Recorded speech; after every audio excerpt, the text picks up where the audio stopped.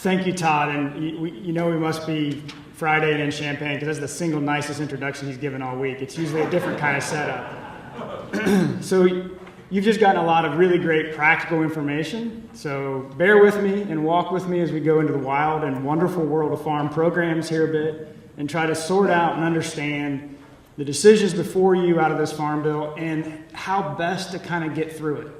There's no glossing over the fact that this is a bit complex and complicated.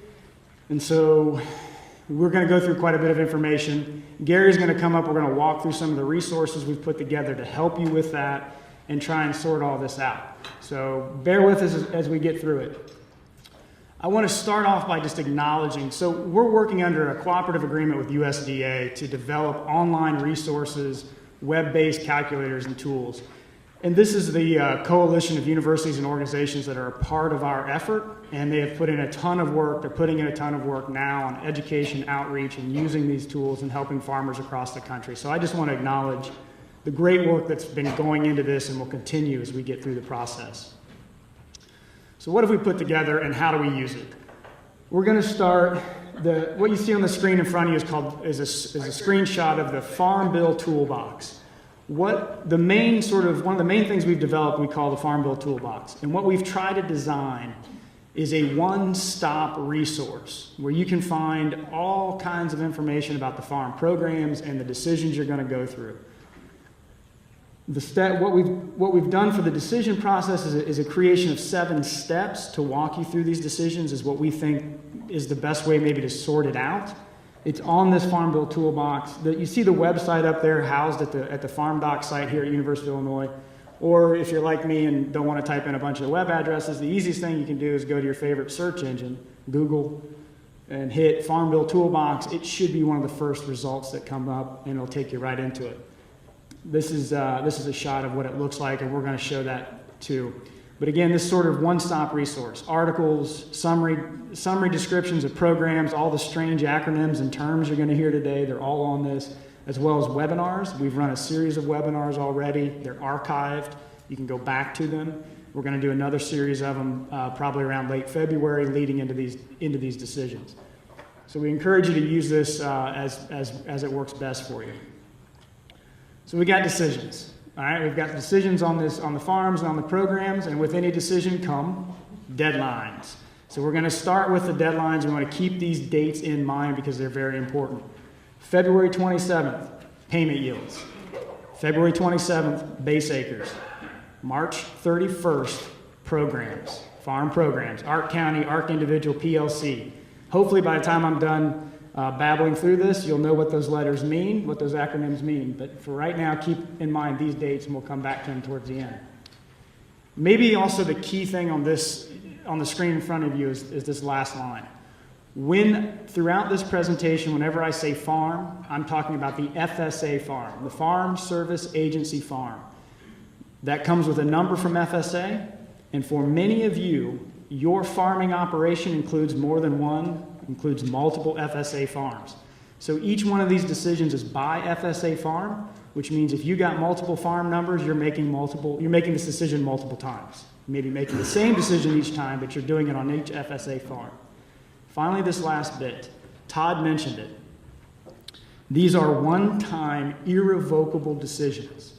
Once made, once the deadline passes, the decisions cannot and will not be changed in any way, shape, or form. That means if you buy ground in the future or sell your land or rent new land or get a new tenant, nothing is changing these decisions. They're locked in for the life of this farm bill. Right now, that farm bill is written through 2018. Keeping in mind this farm bill took nearly 3 years to write, so it could be a little bit later than 2018 when the next one gets done. But please remember that this important aspect, that these are one-time and irrevocable. So the decisions you're making, particularly on the programs, is not a 2014 decision. It is at least 2014 to 2018. And so this is a multiple year decision we're going to sort through. So here are the decision steps. We're going to start and just sort of walk through these, and then we'll jump into the tools as we do. Step one is your sort of basic step, right? Collect the information you need for your FSA farms to use the tools, use the online resources, and make the decisions on your farms. The first and foremost piece of information is a letter that Farm Service Agency sent out back in August. Hopefully you all have that, or have seen it, or know where to find it. If your organizational capability is anything like mine, it's in a pile somewhere. You want to dig that out before you go much further, and double check it. On that letter, you have the FSA Farms base acres by crop. You have the current program or payment, or in the letter it's called the CC yield, the yields for that farm, as well as what you have reported to FSA going back to 2008 as the planted acres to the crops on that farm. You want to make sure all those numbers are right. If they're not, get into FSA and get them corrected. But it's that set of numbers you're going to be working with on your farm to go through the decisions we're going to talk about. The second piece of information we recommend you have on hand is your crop insurance records.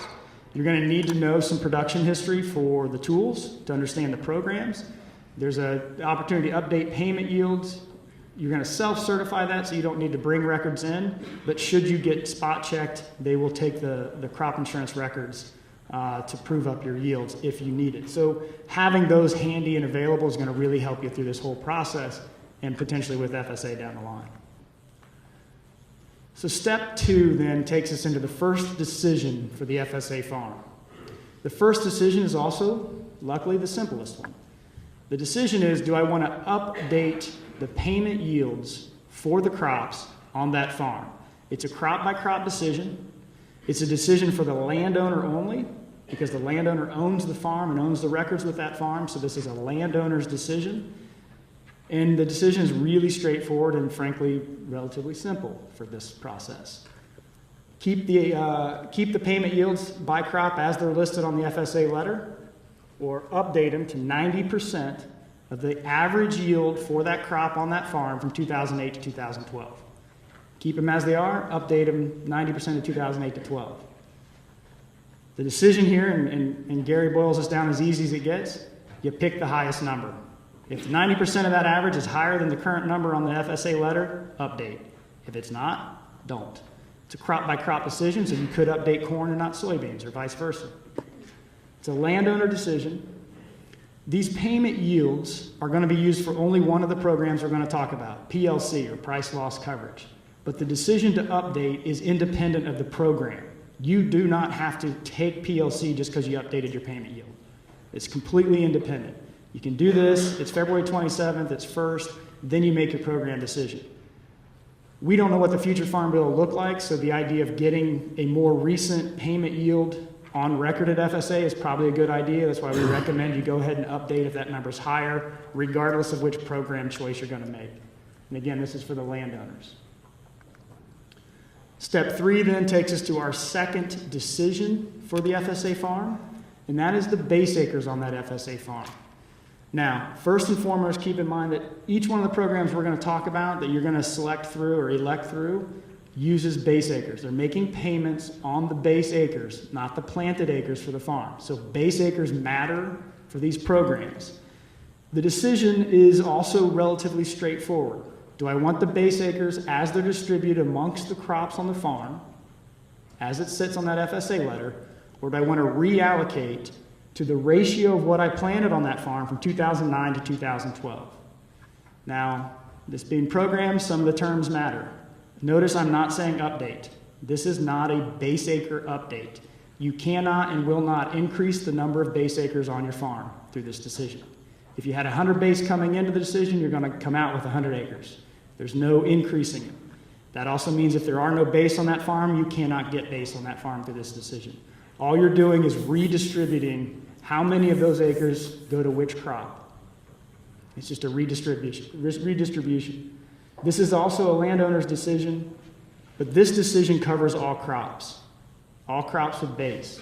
So you can't just reallocate corn base and leave soybean base alone. You've got to do all crops if you're going to reallocate, and it's an either or. Either they stay the same as they are in the letter, or I reallocate to what I planted from 2009 to 12. The simple example on this is if I've got corn, soybean, and wheat base but haven't planted wheat, my reallocation then would shift those wheat base acres into corn or soybeans. and it depends on what the ratio of planting is to, I think the lights just changed on me. It depends on what that ratio was. That was fascinating.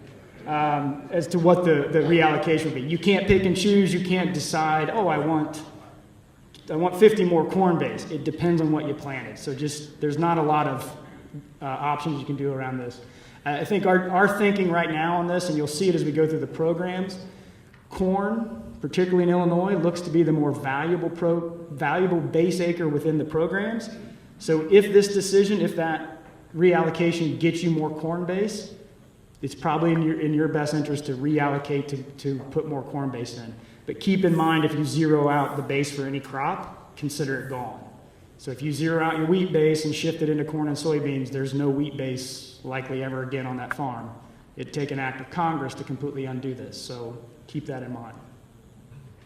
So again, those are the two landowner decisions, payment yields and base acres. As we get into step 4, now we get into the program choice. The choice of which program or programs are going to operate on my farm for these at least the next 5 crop years. It's a bit of a complex mess. What we've tried to do is break this down. So what we start with on step 4 is I must think I'm imagining that before long. We want to start by taking Ark County and line it up next to the price loss coverage program by crop and see which program makes the most sense for each crop on the farm. So this is step 4. Before I get too far into this, though, I want to make one important distinction about this decision. Payment yields, base acres, landowner makes the decision. For the programs, the decision is made by the producers on the farm.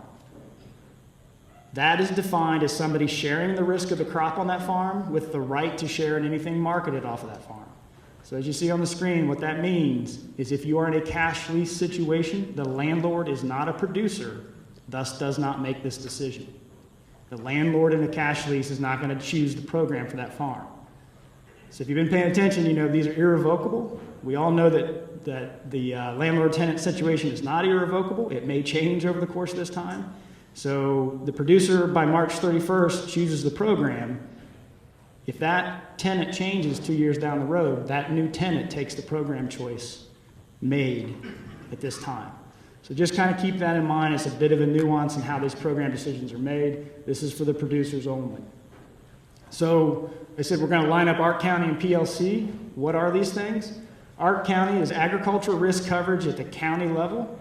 It is a county revenue program. It's assistance using revenue-based, and it's using county average yields and national average market year prices to calculate the revenue numbers. We'll go through this in more detail.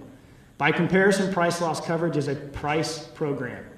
It uses a fixed reference price. Whenever that market year average is below that reference price, it triggers a payment on the difference between the reference price and the market average price.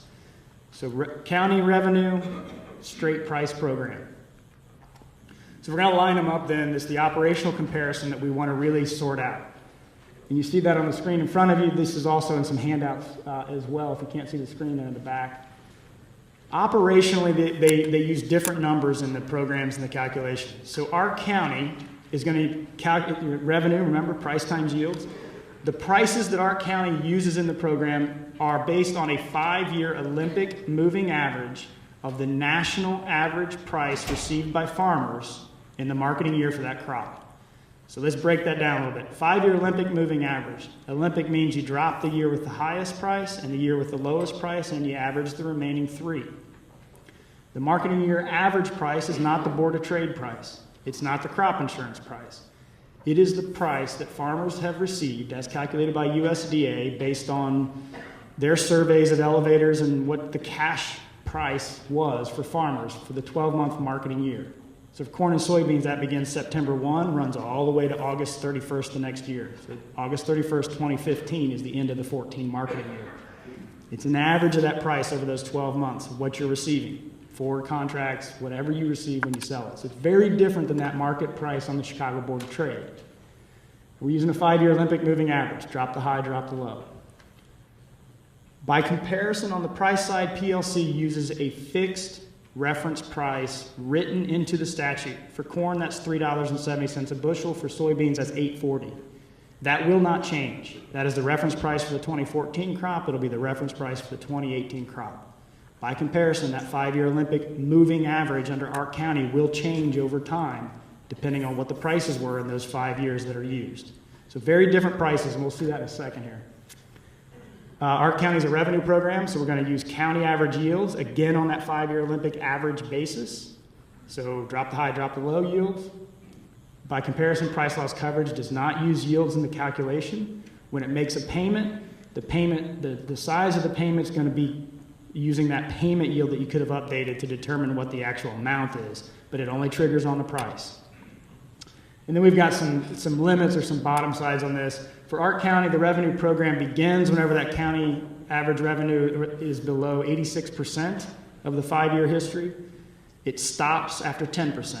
So if you think of it in terms of something like crop insurance, you begin coverage at 86% of the county, it stops coverage at 76%. It's a 10-point coverage band. You cannot, the maximum payment is 10% of that historic revenue number is the most you can get out of that program.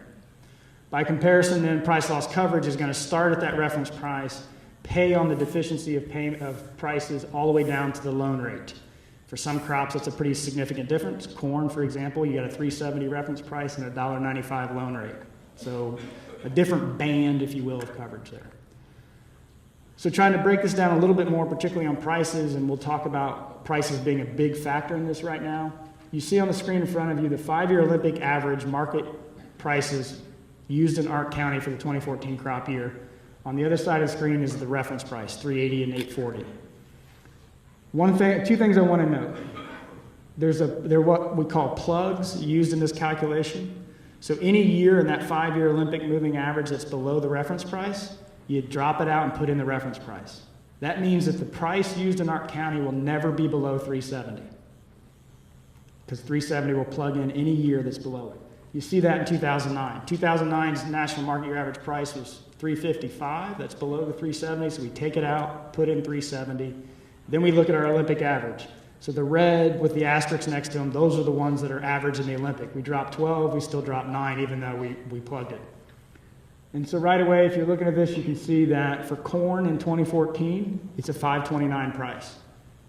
Ark County is going to use $5.29 a bushel to calculate its benchmark and guarantee for the 2014 crop year. $12.27 for soybeans. So we're using very different prices in these two programs. At this point, we think as you're trying to sort out, we're going to go through a little bit more of comparing these programs. We also want to show what these web tools, what these online tools are demonstrating with the programs to give you some sense of how do they look in comparison. So what we've got developed, if you go to the toolbox, or you can go to the website up here at FSA, APAS, usapass.com. These are the online calculator resources. First, we're going to start with APAS. This is what the screen looks like. I want to note that if you start here, you can see in the bottom corner there that it says FarmDoc, Farm Bill Toolbox. That's that one-stop resource. So you can click to that, jump into the Farm Bill Toolbox to see the decision steps. Here it is. As well as webinars and all kinds of other information are housed on this one. So they are interconnected sites, and you can use them that way to help sort everything out. So if we go back into APAS, so how then do we line up these two programs and look at them? One of the things we've developed in this process is this sample farms that Gary's got each one of these squares, by the way, are a button. You click through it, it'll take you into a calculator. Or for example, payment yields and base acres, there's a quick calculator that will allow you to just do those aspects without getting into the programs. You can just get a calculation of what your payment yield would look like updated or what your reallocated base acres would look like. What we want to do, and the easiest way to kind of sort these out, is to jump into the sample farm component of this APAS tool.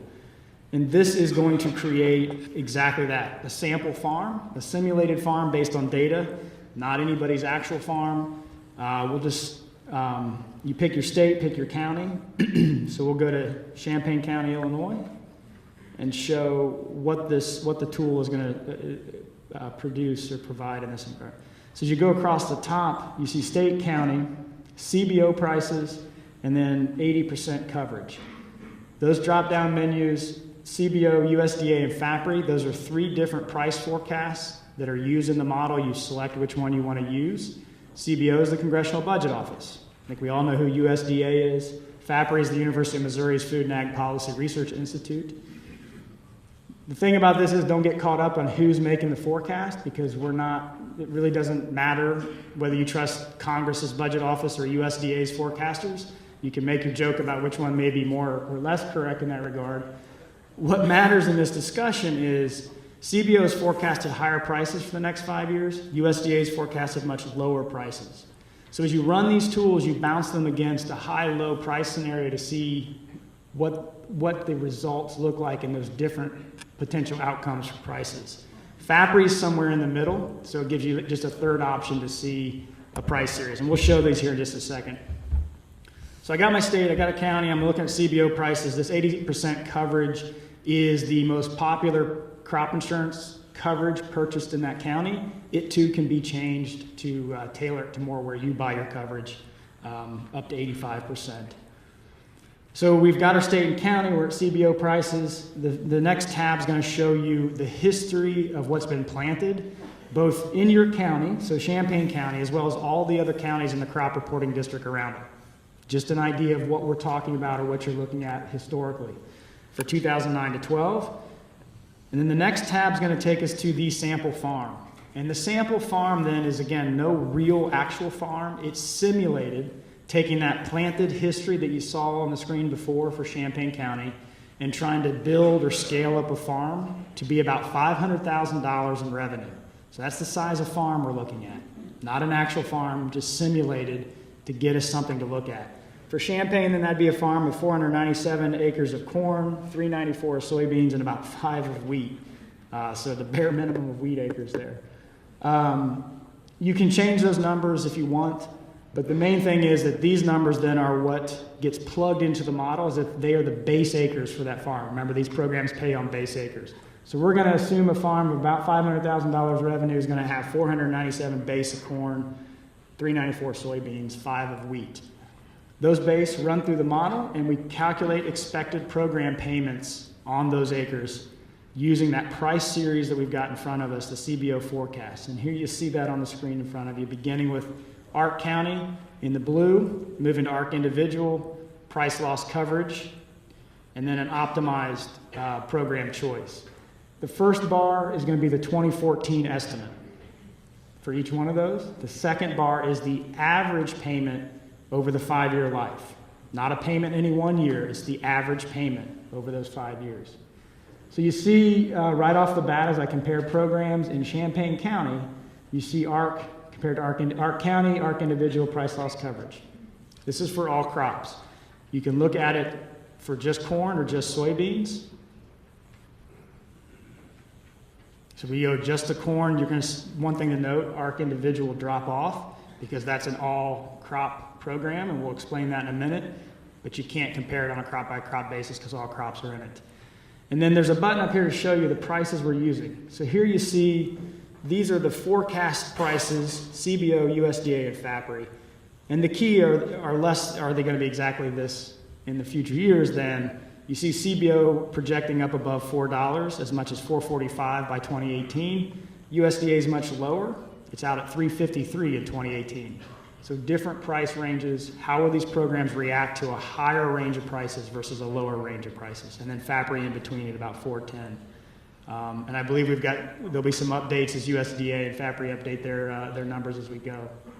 But those are the prices we're using. If you go back to the prices then, let's do a quick USDA. Let's show the low price comparison.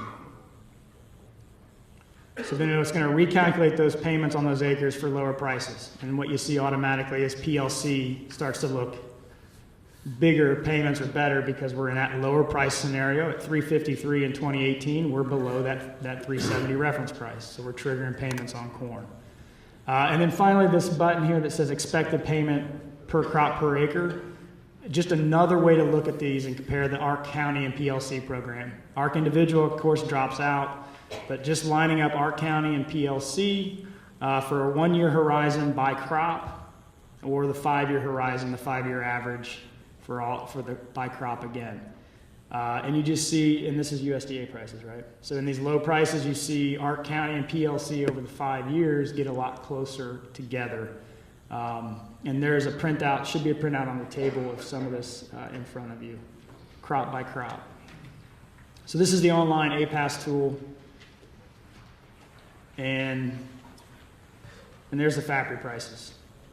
So again, the one thing that should be coming to mind very quickly as you see these bars change is that price forecast really matters going forward, right? What do you think prices are going to do? Obviously, none of us know that, and so we're modeling around a price forecasted series, high and low. Not so much is it going to be 419 in 2017 or 410, but how much above or below that reference price do you think you're going to be? That becomes your big decision.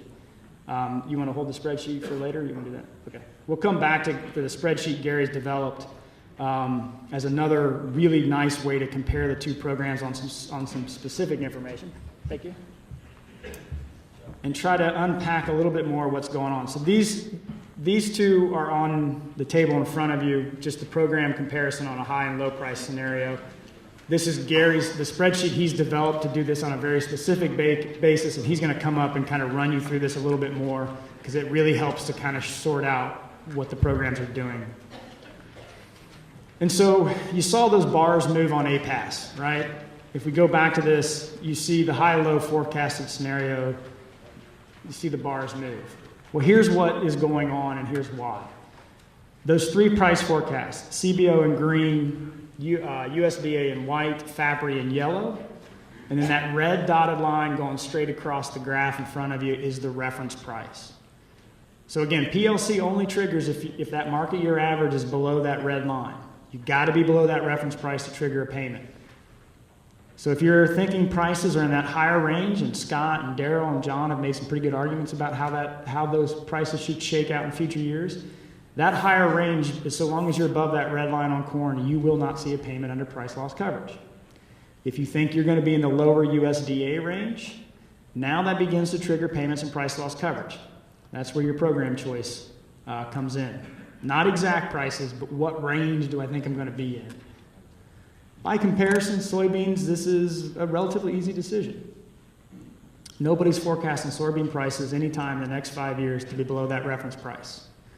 If it's not below that reference price, it's really hard to make an argument that price loss coverage will be at all effective for soybeans. So you see all three forecasts above that reference price. Right now, it's looking like Ark County is probably the way to go for soybean base. If you got wheat, you see the wheat comparisons, sorghum as well. Just some more ways to look at what's going on as we run through different crops and the forecasted prices. For wheat, obviously that USDA price is pretty low for wheat in the out years, and that's going to make a big difference in the price loss coverage program. So again, just highlighting what we've walked through in step 4 to try to say, line up Ark County and PLC, which one makes the most sense for each crop on the farm. Your price expectations are a key part of this. One of the things that's to keep in mind about Ark County and price loss coverage is their crop by crop decisions. So I could put Ark County on soybeans and price loss coverage on corn, or vice versa, on the same farm. I can mix and match per crop on the same farm. These programs each pay on 85% of the base acres for that crop. So if I put Ark County on corn on my FSA farm, 85% of those base acres would receive a payment if triggered under the program. Part of the other factor to consider then is the type of risk coverage do you want out of these programs. Ark County is going to deal with lower prices, but it's also going to give you some yield coverage, some county yield coverage. Price loss coverage, on the other hand, is very much for the very low price scenario. If prices really bottom out, it's going to provide the most assistance. And then you also want to consider the maximum payment and the availability of SCO for price loss coverage, which we'll get into some, and then Bruce is really going to cover this one as well. So one of the nice things that as we've gone through this and learned about these programs and got a sense of how they're going to work, Gary's sort of developed this break point. At what point, it looks like Ark County for corn and soybeans in Illinois makes the most sense, but where does that break to where PLC may begin to make more sense for your crop on the farm? You see those prices in front of you here. For corn, our estimate right now is $3.30. If that market year average price for the next 5 years is $330 or higher, then Ark County is probably a better program. If it's lower, now we begin to start thinking about price loss coverage a little bit more. We're $330, we're well below that reference price. For soybeans, it's $780. That's a pretty low price for soybeans. Interestingly enough, if you got wheat base, that $550 reference price also happens to really be the break-even price right now for soybeans. So you kind of see how those work. I was wrong. Oh, poor, you guys almost got rid of me early. So you have to apologize to everybody out here. They spend more time with programs. So again, these break-even prices, right? Your price expectation. Nobody's expecting you to peg the market in 2017. If you can do that, let's talk later, because we got a different idea for what to do in life. But it's the idea that where that range might be, right? 330 on corn is a key point of this decision. If we don't get below that 330, then Ark County is going to look a lot better for an assistance program. All right, so we walk through step 4, and we walk through how do we line up Ark County and price loss coverage by crop on the farm. Once you've gotten through that and we feel like you got a good handle on which program makes the most sense for the crops, then we come to step 5, right? Now we say come back and consider this Ark individual program. But there's no way to gloss over that this program is really complex and tough to kind of sort out. I'll walk through it briefly. But it's one of those that we don't think you should just dismiss it out of hand. You may want to consider it, but it doesn't look to be the best program for most of you here in Illinois. What is Ark County? It's again this revenue program, agricultural risk coverage, but it's at the individual farm level. So Ark County is using the county average yields. Ark individual is going to use the actual yields from your farm. So not a county average, your farm's yields. So you can see that benefit. But it uses all the program crops with base on the farm. So you're going to add every one of those crops together. You're adding all those numbers across crops. You're weighting those. Notice it's a weighted addition. So what you planted in the crop year, say in 2014, is going to weight those numbers as you add them together. So it works across crops. It also might work across FSA farms. If you got more than one FSA farm in the state enrolled in this program, they get added together. So across crops, across farms, lo and behold, we start to see where the complexity comes in. The key component of this, and why we think it's hard to make this program make a lot of sense in most instances or most cases that we've seen thus far, Ark County pays you on 85% of the base. PLC will pay you on 85% of the base for the crop. By comparison, Ark individual is going to pay on 65% of all base acres added together on that farm. So you automatically can see that you're giving up 20% of your base to be in this program. Now you're doing it to get individual yields, but you're giving up 20% of the base. So most times it's going to be a smaller payment. And you're going to have to there's going to have to be a pretty unique situation where giving up 20% of the base to pick up your individual yield variability is going to be a better option for you. So that's why we say consider it. There may be some isolated cases, but it's hard to make the program beat Ark County, particularly on the revenue side. Here's the calculations. I won't torch you with this. The key is that in Ark County, you're doing a 5-year Olympic average price multiplied by a 5-year Olympic average yield. Ark individual, you're multiplying price by yield each year and then doing the 5-year Olympic average of the revenues.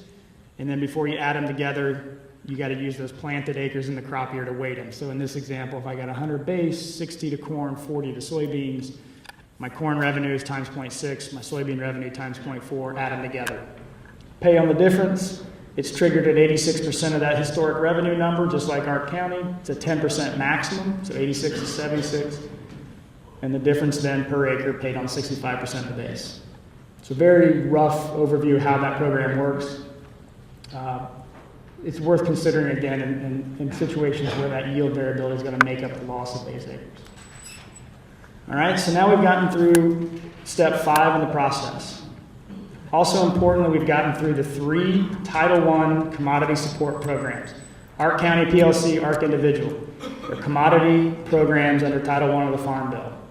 Once you've kind of sorted those out, there's one other thing, just to make it as interesting as humanly possible. We're going to throw a crop insurance issue into the mix. Bruce is going to get into this a lot more, so I don't want to belabor it. It's called supplemental coverage option. It's SCO. It has an impact in this decision. So we say once you've gone through the programs, come back and consider what SCO means to what you think the decision was going previously. SCO is crop insurance. It's crop insurance. It's not Title I. So it's different. We're using planted acres, not base. We're using APH. We're using actual yields. We're using RMA prices. The projected price in the spring, the harvest price in the fall for corn and soybeans, not the 5-year Olympic averages, not the national market year averages. These are the RMA prices. The other key difference is it's crop insurance, so you're going to pay premium.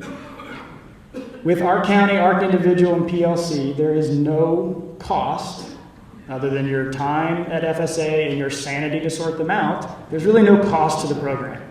You will pay premium. It's subsidized at 65% of that cost, but there is a cost to SCO, so you need to factor that in. How SCO works, again, without getting too deep into it, it has a county-based trigger that starts at 86%. The coverage range depends on your underlying crop insurance policy, so where do you buy crop insurance? If you buy to 75, you go 86 to 75, which is what this shows. If you buy 85%, obviously, it's a much smaller coverage range. It's 86 to 85. So the underlying policy matters, and what it does then is it calculates a loss ratio and then applies it to that deductible, and I'll show that in just a second.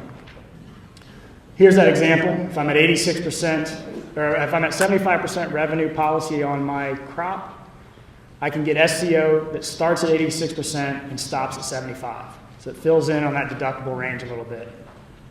This is only available in 2015 going forward. It's not available for this crop in 2014, which is why when you run the APAS model, it only shows up in the 5-year horizon numbers. So here's the calculation, and I always have to be honest that math and I don't necessarily get along real well.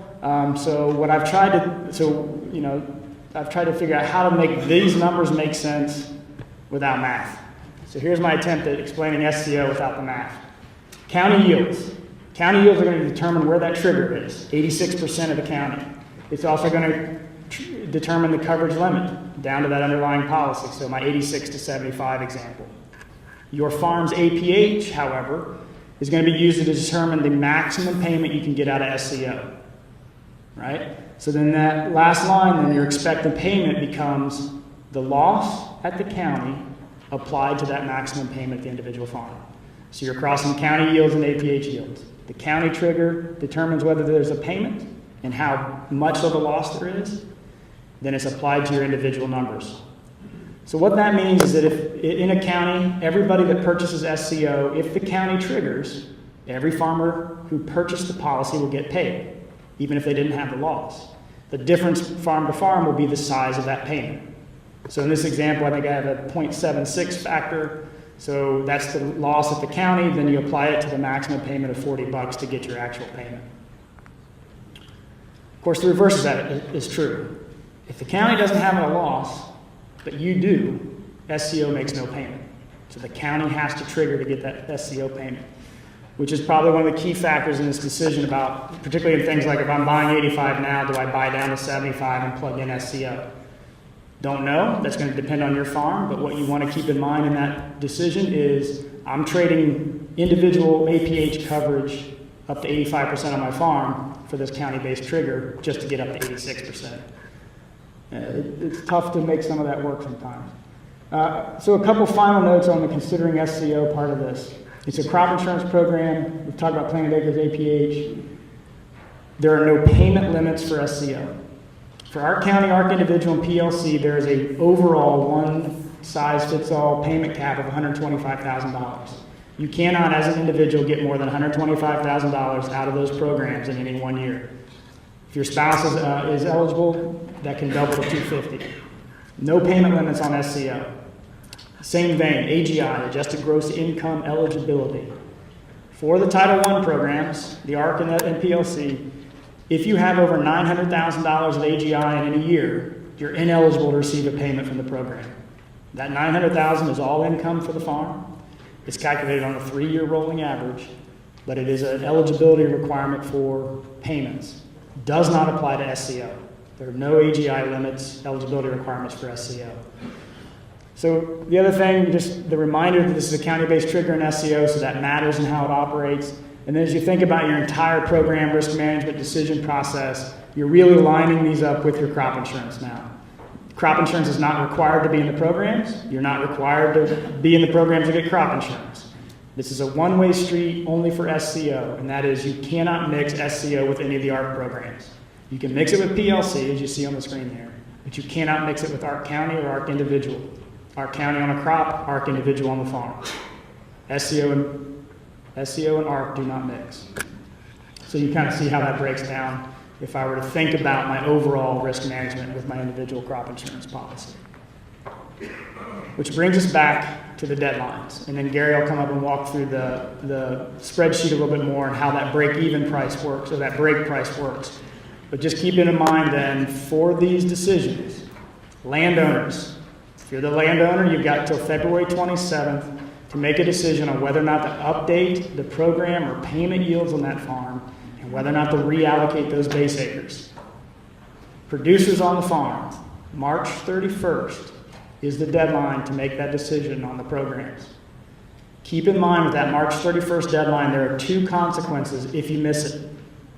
Consequence number one is you forfeit any potential payments for 2014. So if that farm would have triggered a payment in 2014, you do not get them. The second consequence is that going forward, your farm will be deemed to have elected price loss coverage for every crop on that farm. Deemed to have elected. That doesn't mean enrolled. That doesn't mean you're forced to accept the price loss coverage payment if it comes out of that process.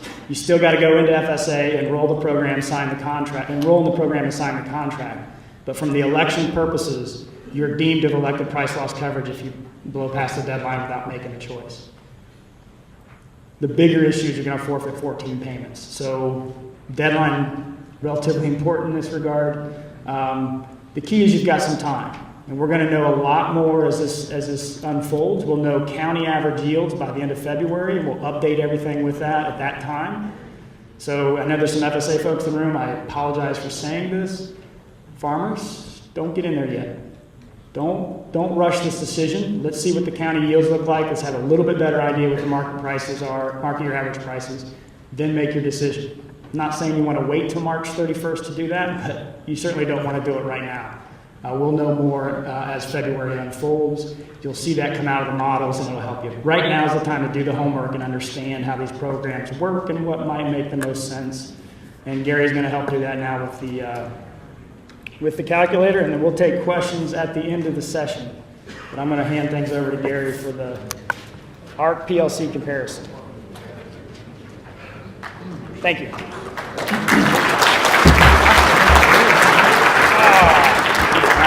Says I'm not allowed to leave.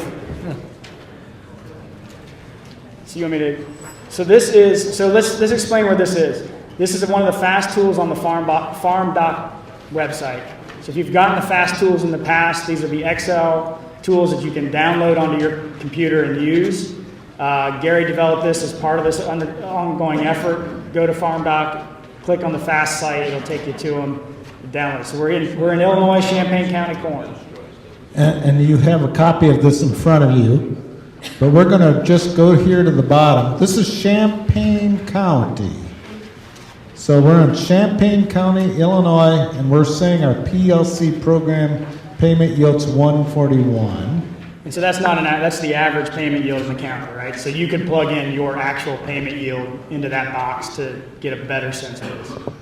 And now, what this program does, and again, this is for Champaign County, is you can plug in county yields and market year average prices, and for that specific county yield and market year average price, it's going to calculate a payment. And so this differs from APAS, which looks at many situations and only looking at one. Let's go through ARC County. ARC County, there's a benchmark yield, which is, again, as Jonathan has said, 5-year average of the previous 5-year yields, throwing out the high and low.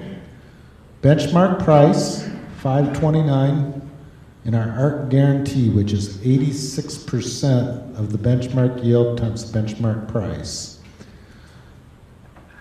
We then calculate a payment for Ark County and also PLC. PLC payments really more straightforward, I guess. We look at the reference price, 370, 340's below it, 30 cents below it, 30 cents by our payment yield, and both of these multiply this by 0.85 because you get, for each base acre, you get paid on 0.85%. All right. The key aspect here, and so we were showing that APAS model where you were seeing our county payments were bigger, and so we're not disagreeing with ourselves any more than normal. What you notice here is that for 2014, Gary's got a 220 bushel per acre yield for Champaign County. It's a nice high yield, whether we get there or not. The APAS model, just note that for now, until we get those updated yields, is using a trend line yield in its calculations. So keeping in mind that this Ark County is a revenue program, that yield number is going to matter, and you see it here at a really high yield. It's going to lower that Ark County payment. So, and this yield will be known within a bushel or two, end of February, early March. So that's one of the reasons. If you want to know, and you shouldn't base your total decision on what 2014 is doing, but you will know more about what 2014 is at the end of, or beginning of March. Just plug in like a 200 there. So 200. So if we, instead of 220, we have 200 bushel, you're going to see that this goes up to $68 an acre. So those county yields are going to matter a lot. So, market year average price. Where should I put this? Anybody want to hire? Nobody has to give up their actual yields this year. Just tell us what you're thinking. All right. Champaign County at. We got from the front row 220. Stay at 220. All right. All right, I'm going to show, so the WASD range on this price this year is 320 to 380. 380, you already know the PLC payment's going to go away because it's above the reference price, and they both go away. So Ark County would be zero because of high yields. 320, $47 Ark County, and PLC would be 60. So that gives you a feel for the range. I'm going to put this back at 360. And now, 26. oh, that's a good price. Whole different conversation for $26.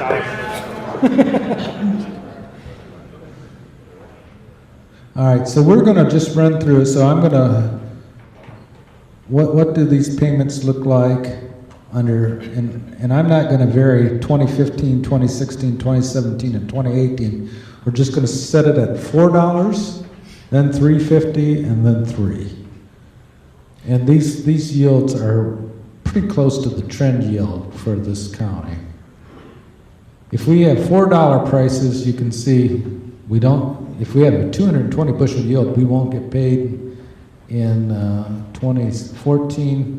2015 would be a $65 payment, $13 in 2015, and here's the average over those 5 years.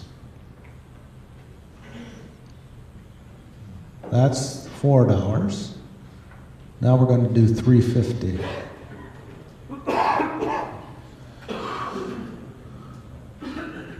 $3.50, we have $75 payment, 68, then goes to 0. Oh, we got to get these to 352. And what you're doing, you'll notice then when we talk about that moving average, you see that taking place then as you go down the line of the prices used in our county, right? As that price stays lower and we roll out of the last few years of high prices, we roll in the lower prices. So when we say it's moving, that price guarantee in the Ark County program will move down with lower prices, which impacts particularly years 4 and 5 in the program. So that's 350, and here's 3. So if we had $3 prices every year, PLC would make $84 payments, and Ark County would start out higher and go down because, again, this is going down. Right. So that's about as clear as we can make the mud on these programs, I think, for now. You may put in your 330 break even, or your break point, just to show that what ends up happening is over the 5 years, they average pretty close to each other. And that's sort of where the... Actually for Champaign, it didn't work. Rather, because you zeroed out in 2014. Yeah. But you can see, we sort of joke, this is a great way to really get specific on the programs. The APAS will show you this in a larger setting, in a more sort of forecasted setting. This is the kind of thing that if, say, over the holidays you get tired of family, you can disappear and work on the spreadsheet for a while to do your farm management work and spend many, many, many hours changing prices and yields and see what happens. Soybean. Yeah, we'll do a quick soybean example, and then we'll get out of... Todd's about to pull us off the stage. Soybeans. Oops, same county, soybeans. Where do you want the yields to be?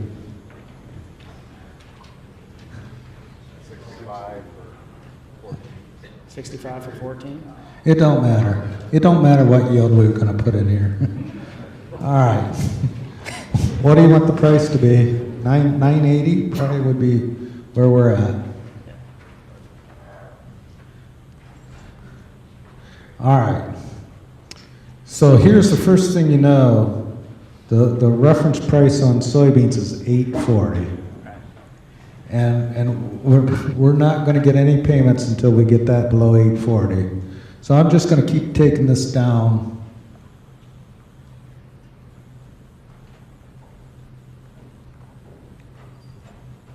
And I'll just leave it at 55 bushels. Let's go 9. So you see 55 and 34. Again, no payment on our county till we get, I'll just do 850. So you see Ark County. And then 8 we'll begin to see payments here for our PLC. But even at 8. Right. This is also, by the way, remember we talked about that base acre reallocation decision, and we said if you can get more corn base, now you're seeing why, right? Under these programs, base acres means it doesn't matter what you're planting in the crop year, you can still plant soybeans on corn base. But the way the programs work, that corn base is a lot more likely to be more valuable under the programs. And so that's why we say if your reallocation decision increases corn base, it might be a good one for the farm. Yeah, just to summarize those again, your 3 decisions. Yield updating, choose the highest yield, easy. Base acre reallocation, you'll be given 2 alternatives. And most of you will just have corn, soybeans, some of you will have a little bit of wheat. But corn and soybeans, choose the one that has the most corn acres in it. And again, we're saying here that we believe that corn acres are going to make higher payments than soybeans over the full 5 years. And that's a price expectation, so could be wrong. But yes, I forgot my caveat, didn't I? Yeah, you did. Whenever you see those bars or these estimated payments, please keep in mind these are estimated expected payments. They're not guarantees. Don't buy trucks based on the numbers you see on the screen. These are not direct payments. They will not necessarily be that amount or at all. So just keep in mind that these are all much estimated expected based on a very unknown future. So I almost forgot to say that. yeah, and so when we're saying choose the allocation with more corn acres, we're expecting corn to pay more. And of course, that could change. And then the final program choice decision, probably for corn, probably Ark County, if you believe price expectations that Daryl and Scott were talking about. And if you have 10 farms, you might put 7 in Ark County and 3 in PLC or something like that. Soybeans, it's hard to make a case for anything but Ark County. I mean, 840. I suppose prices could get below 840. But that seems low. And if you have wheat, throw a coin.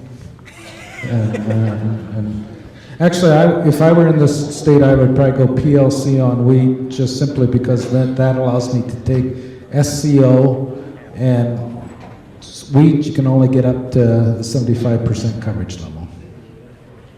All right, thank you.